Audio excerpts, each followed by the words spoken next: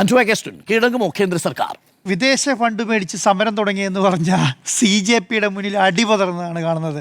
BJP പോയി അടിപതറുകയാണ്, ഒന്നും ചെയ്യാൻ പറ്റുന്നില്ല എന്നുള്ള. രാത്രി 12 മണിക്ക് സെൽഫി വീഡിയോയിലൂടെ നരേന്ദ്രമോദി ഇന്ത്യയെ അഭിസംബോധന ചെയ്യുന്ന ഒരു അവസ്ഥ ഒന്ന് ആലോചിച്ച് നോക്കിയാൽ സെൽഫി വീഡിയോ ആണ്.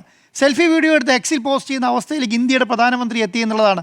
ഇന്ത്യയിലെ MPമാരെ കാണാൻ കഴിയുന്നില്ല, ഇന്ത്യയുടെ നേതാക്കന്മാരെ കാണാൻ കഴിയുന്നില്ല, ഇന്ത്യയുടെ വിദ്യാർത്ഥികളെ കാണാൻ കഴിയുന്നില്ല, ഈ മരണപ്പെട്ട ആൾക്കാരെ കാണാൻ കഴിയുന്നില്ല. കുട്ടികളും യുവജനങ്ങളും മുഴുവൻ പോലീസിൻ്റെ അടി മേടിച്ചുകൊണ്ടിരിക്കുകയാണ്. ഇതൊക്കെ മേടിക്കുമ്പോൾ സെൽഫി വീഡിയോയിലൂടെ രാത്രി 12 മണിക്കാണ്, രാത്രി 12 മണിക്ക് ഫേസ്ബുക്ക് പോസ്റ്റ് ഇടുന്ന അല്ലെങ്കിൽ ട്വിറ്ററിൽ ട്വീറ്റ് ചെയ്യുന്ന അവസ്ഥയിലേക്ക് ഇന്ത്യയുടെ പ്രധാനമന്ത്രി എത്തി എന്ന് പറയുന്നത് കുട്ടികളുടെ മുന്നിൽ BJP അടിപതറി എന്ന് പറയുന്നത് ഏറ്റവും ഉദാഹരണം എന്നാണ് ഞാൻ വിചാരിക്കുന്നത്.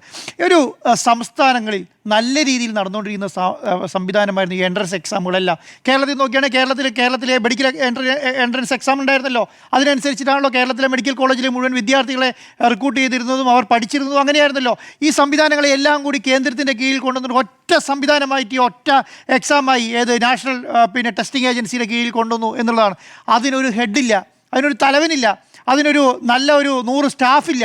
അതിനാകെയുള്ളത് എത്രയാണ്? 34 പേരാണ് ആകെ ഒരു പെർമനൻറ്റ് സ്റ്റാഫായിട്ടുള്ളത്. 124 ആൾക്കാരെ കമ്പനി ഔട്ട്സോഴ്സ് ചെയ്തേക്കാണ്. പല കമ്പനികളിൽ നിന്ന് അവരെ പിക്ക് ചെയ്തിരിക്കുകയാണ്, അവരോട് നടത്തിക്കൊള്ളാൻ പറയുകയാണ്. ഇതിന് വേണ്ടിയിട്ടാണോ നല്ല രീതിയിൽ നടന്നുകൊണ്ടിരുന്ന സംവിധാനത്തെ കേന്ദ്ര നാഷണൽ ടെസ്റ്റിംഗ് ഏജൻസിയുടെ കീഴിൽ കൊണ്ടുവന്നത്? അപ്പോൾ ഇതിനെയൊന്നും ഒരു രൂപീകരണമില്ലാതെ ഈ പറഞ്ഞ സംസ്ഥാനങ്ങളിൽ കൈയിടാൻ വേണ്ടിയിട്ട്, സംസ്ഥാനങ്ങളുടെ ഭരണ ചുമതലയിൽ ഇടപെടാൻ വേണ്ടിയിട്ടും ഈ പറയുന്ന നാഷണൽ വിദ്യാഭ്യാസ പോളിസികൾ മുഴുവൻ കൊണ്ടുവന്ന് RSSന് സംഘപരിവാറിനും അതിനകത്ത് ഇടപെടാൻ വേണ്ടിയിട്ടുള്ള ഒരു സംവിധാനം ഉണ്ടാക്കാൻ വേണ്ടിയിട്ടുള്ള ശ്രമത്തിൽ പരാജയപ്പെട്ടു പോയതാണ് ഇതെല്ലാം.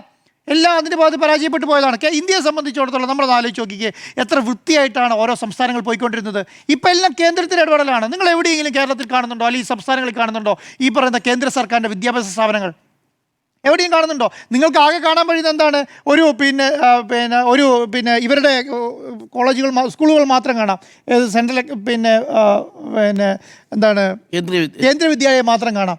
കേന്ദ്ര വിദ്യാലയം അല്ലാതെ വേറെ എന്താണുള്ളത് കേരളത്തിൽ? അവർക്കാണോ ഈ പറയുന്ന കേരളത്തിൻ്റെ കീഴിൽ പ്രവർത്തിക്കുന്ന സ്കൂളുകളുടെ എക്സാം നടത്താൻ വേണ്ടി പറ്റുക? കേരളത്തിൽ നടക്കുന്ന കോളേജുകളും മെഡിക്കൽ കോളേജുകളും അല്ലെങ്കിൽ എഞ്ചിനീയറിംഗ് കോളേജുകളല്ല, അതാത് സംസ്ഥാനങ്ങൾ നടക്കുന്ന എഞ്ചിനീയറിംഗ് കോളേജ് അതാത് സംസ്ഥാനത്തിൻ്റെ കീഴിലാണ്. അവർക്ക് എത്ര വൃത്തിയായി കൈകാര്യം ചെയ്യാൻ പറ്റും? ഇതിനെല്ലാം കൂടി ഒരു സംവിധാനത്തിൻ്റെ കീഴിൽ കൊണ്ടുവന്ന് സെൻട്രൽ ഒറ്റ എക്സാമാക്കി മാറ്റി ഈ പറയുന്ന സംവിധാനത്തെ തച്ചുടച്ചു. കഴിഞ്ഞ അരുൺ സാറ് പറഞ്ഞല്ലോ, ഒരു വർഷം ഏകദേശം 60 ലക്ഷം എക്സാമാണ് ഈ ഏജൻസി നടത്തിക്കൊണ്ടിരിക്കുന്നത്. 60 ലക്ഷം എക്സാം എന്തൊക്കെയാണ്? NEET, JEE, KUET, UGC, NET ഒക്കെ ഇതിൻ്റെ കീഴിലാണ്. ഇതൊക്കെ കൂടെ നടത്തുന്നതാണ്. അപ്പോൾ ഇതിനകത്ത് ഒരെണ്ണത്തിൽ മാത്രമേ ഈ പ്രശ്നമായിട്ടുള്ളൂ, ബാക്കിയുള്ളതിൻ്റെ അവസ്ഥ ദൈവത്തിനറിയാം. അപ്പം ഇവർ നടത്തിയ എക്സാം തന്നെയാണല്ലോ. അപ്പോൾ ഇപ്പം പറയുകയാണ് 47 പേരെ പിരിച്ചു വിട്ടു എന്നുള്ളത്. എവിടുന്നാ? ഈ പ്രൈവറ്റ് കമ്പനികളിൽ നിന്നാണോ? അല്ലെങ്കിൽ അവിടെ തൂപ്പുകാരെയും സെക്യൂരിറ്റീനെയും ഒക്കെ പിരിച്ചു വിട്ടോ? അപ്പോൾ ഒന്ന് ആലോചിച്ച് നോക്കുക, ഒരു രാജ്യം ഭരിക്കുന്ന പാർട്ടി, ഒരു രാജ്യം ഭരിക്കുന്ന സർക്കാർ വന്ന് പറയുന്നത് ജനങ്ങളോട് എങ്ങനെയാണ് പറയുന്നത്? ഒരു ലോജിക്ക് വേണ്ടേ? പറയുന്നതിന് ഒരു ലോജിക്ക് വേണ്ടേ? അപ്പം ഞാൻ വിചാരിക്കുന്നത് ഒരു വളരെ തുച്ഛമായി അവഗണിച്ച് പാകിസ്ഥാൻ്റെ ഫണ്ടാണ്, അഫ്ഗാനിസ്ഥാൻ്റെ ഫണ്ട് കൊണ്ട് പ്രവർത്തിക്കാൻ സമരം ചെയ്യാൻ വന്നവരാണെന്നൊക്കെ പറഞ്ഞവരെ മുന്നിൽ പോയി BJP ഇരുന്ന് കൊടുക്കുകയാണ് 2 മണിക്കൂറും 3 മണിക്കൂറൊക്കെ. ഒരു മടിയില്ല. അപ്പോൾ എന്താ ഇവർക്ക് അന്നേരം? അപ്പം വിദേശ ഫണ്ട് മേടിച്ച കമ്പനിയായിട്ടാണ് ആൾക്കാരുമായിട്ടാണ് ഇപ്പോൾ ഡീല്. ഇവരാണല്ലോ ആദ്യം പറഞ്ഞത് ഈ പ്രവർത്തിക്കുന്ന മുഴുവൻ വിദേശ ഫണ്ട് മേടിച്ച് സമരം ചെയ്യുന്നവരാണ്, വഴി കാണിച്ചു കൊടുക്കുന്നു. എന്നിട്ട് ഇപ്പോൾ കേന്ദ്രമന്ത്രിമാർ പോയി നിൽക്കുവാണ് ഇവരുടെ മുന്നില്. അങ്ങനെയാണോ സംഭവിക്കുന്നത്? അപ്പോൾ ഇവരെന്ത് ലോജിക്കോടുകൂടി ഇതൊക്കെ പറയുന്നത്? ഒന്ന് പറഞ്ഞ് രണ്ടാമതിന് പാകിസ്ഥാനിലേക്ക് പോകാനും, രണ്ട് പറഞ്ഞ് അഫ്ഗാനിസ്ഥാനെങ്കിലും പോകാൻ പറയുന്ന ആൾക്കാരാണ് ഇപ്പോൾ പോയി നിന്ന് കൊടുക്കുന്നത്. ഒരാളുടെ മുന്നിൽ തോറ്റിട്ടുള്ളൂ കഴിഞ്ഞ 12 വർഷമായിട്ട്. അത് ഇന്ത്യയിലെ വിദ്യാർത്ഥികളുടെ മുന്നിലാണ്. ഒരക്ഷരം മിണ്ടാൻ കഴിയുന്നില്ലല്ലോ. ED അവിടെ വർക്കാവുന്നില്ല, ഇൻകം ടാക്സ് അവിടെ വർക്കാവുന്നില്ല, ഒന്നും വർക്കാവുന്നില്ല. കാരണം വിദ്യാർത്ഥികളാണ്. അവർ സമരത്തിനുള്ളിൽ ഒന്നും ചെയ്യാൻ പറ്റില്ല. ആകെ ചെയ്യാൻ തരാം പെല്ലറ്റ് തോക്ക് വെച്ച് വെടിവെക്കുന്ന അവസ്ഥയിലേക്ക് ഇന്ത്യ സർക്കാർ മാറി എന്നുള്ളതാണ്. രാജ്യം ഭരിക്കുന്ന സർക്കാർ പെല്ലറ്റ് തോക്കെടുത്ത് വിദ്യാർത്ഥികളെ വെടിവെക്കുന്ന അവസ്ഥയിലേക്ക് മാറി എന്നുള്ളതാണ്. അവരുടെ മുന്നിൽ തോറ്റു എന്നുള്ളതാണ്. എന്നിട്ട് പറയുകയാണ് എത്രയാണ് ബാക്കി ഈ പറഞ്ഞ ധർമ്മേന്ദ്ര പ്രധാനൻ്റെ രാജി ഒഴിച്ച് ബാക്കി എന്തോ അംഗീകരിക്കും. നിങ്ങൾക്ക് മരിച്ചവർക്ക് 1 കോടി കൊടുക്കണോ? കൊടുക്കുക. നിങ്ങളുടെ കേസ് വിഡ്രോ ചെയ്യുക. പോലീസുകാരെ സസ്പെൻഡ് ചെയ്യണോ? സസ്പെൻഡ് ചെയ്യുക. പക്ഷേ ധർമ്മേന്ദ്രൻ്റെ പ്രധാന കാര്യം ആലോചിക്കാൻ വേണ്ടി ഇനി ഒരു ദിവസം സമയം വേണം പോലും. പിന്നെ ഇവരെന്ത് ചർച്ചയാവുന്ന ആവശ്യം എന്താണ്? വിദ്യാർത്ഥികളുടെ ആവശ്യം എന്താണ്? കേരള ഇന്ത്യയിലെ പ്രതിപക്ഷത്തിന്റെ ആവശ്യം എന്താണ്? ധർമ്മേന്ദ്ര പ്രധാന്റെ രാജിയാണ്. കേന്ദ്രമന്ത്രിമാർ വിളിച്ച് ചർച്ച ചെയ്യുമ്പോൾ CJP അതിൽ നിന്ന് പിൻവാങ്ങുമെന്നാണ്. സമ്മർദ്ദം അത്ര വലുതാണല്ലോ. ആണല്ലോ. കാരണം ഒന്നും രണ്ടും ആൾക്കാരല്ല. ഇന്ത്യയുടെ BJPയുടെ എന്താ പ്രസിഡന്റ് ആയിരുന്ന JP നദ്ദ വന്നിരുന്ന് സംസാരിക്കുകയായിരുന്നു അല്ലേ? ഏറ്റവും മുതിർന്ന നേതാവാണ്. ഒരു സ്ഥലത്ത് സംസാരിക്കുകയാണ്. അപ്പോൾ അവിടെ ഈ പിടിച്ചു നിൽക്കാൻ ഈ കുട്ടികളെ വളർത്തിയിട്ടുള്ളതാണ്. ഈ പറയുന്ന ചെറിയ കുട്ടികൾ ഈ പറയുന്ന BJPയുടെ പവർ ഹൗസിന് മുന്നിൽ വിറയില്ലാതെ നിൽക്കുകയും ഇവരോട് തർക്കിക്കുകയും ഇവരോട് സംസാരിക്കുകയും ഇവർക്ക് ലെറ്റർ കൊടുത്ത് ഇറങ്ങി വരുന്ന രീതിയിലേക്ക് മാറി എന്നുള്ളതാണ്. അവർക്കത് സഹിക്കാൻ കഴിയുന്നില്ല എന്നുള്ളതാണ് ഏറ്റവും പ്രധാനപ്പെട്ട പ്രശ്നം. അപ്പോൾ ഒന്ന് ആലോചിച്ച് നോക്കിയേ, എത്ര ആൾക്കാരാണ് ഡൽഹിക്ക് എത്തുന്നതെന്നറിയോ? ഈ ഡൽഹിയിലേക്ക് എത്താനുള്ള ദൂരം കാരണമാണ് ആൾക്കാർ പലതും എത്താത്തത്. പലരും വഴിയിലാണ്. അവിടെ എത്താത്തതുകൊണ്ടാണ് എല്ലാം ഡൽഹി ചെലവെന്ന് പറഞ്ഞിട്ട് പോവുകയാണ്. കാരണം എന്തുകൊണ്ടാണ്? അവർക്ക് മനസ്സിലായി അവർ ഏതെങ്കിലും ഒരു ഭാഗത്ത് ഇവരുടെ വിഷമം അനുഭവിച്ചതാണ് വിദ്യാർത്ഥികൾ മുഴുവൻ.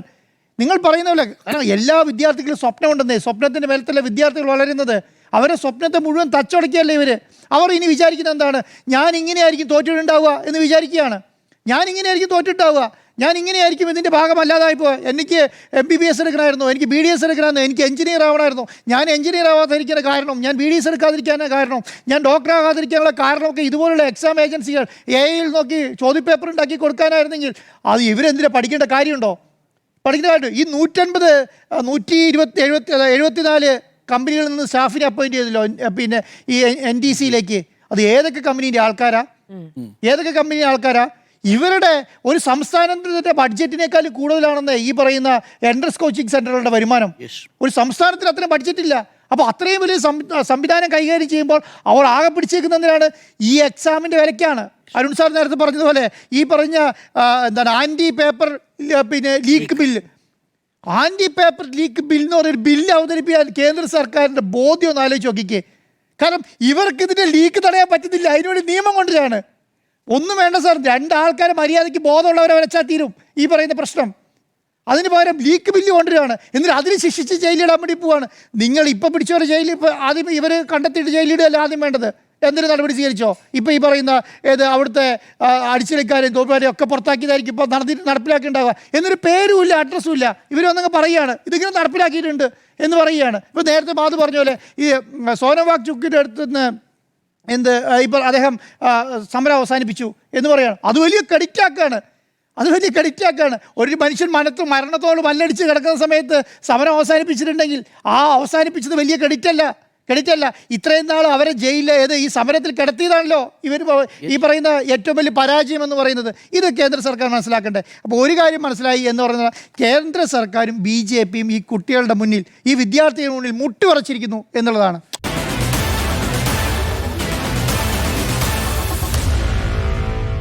Meet the editors.